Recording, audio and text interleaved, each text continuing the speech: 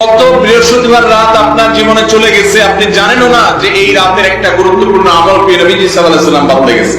আপনি জানেন আমলটা, আপনারা এখানে যতজন আছেন সবাই জানেন, জানেন না মানে একজনও নেই, সবাই জানেন আমলটা এরকম একটা আমল, কিন্তু সে আমলটা যে এই সময় করতে হয় হয়তো জানেন না, অথবা জানেন কিন্তু আমল নাই। আমলটা হলো ভাইরা দুরূদ পাঠ করা। দুরূদ জানি না এমন কোন মানুষ আছে এখানে?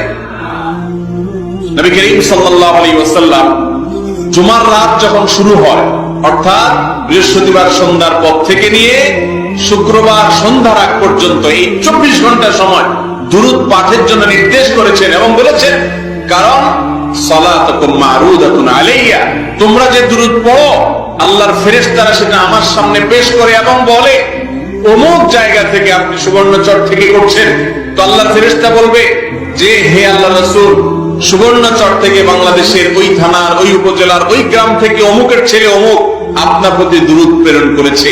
নবীজি সাল্লাল্লাহু আলাইহি ওয়াসাল্লামের কাছে উপস্থাপন করা হবে। অতএব আমরা এই জুমার রাতের আমলটা করব তো ইনশাআল্লাহ।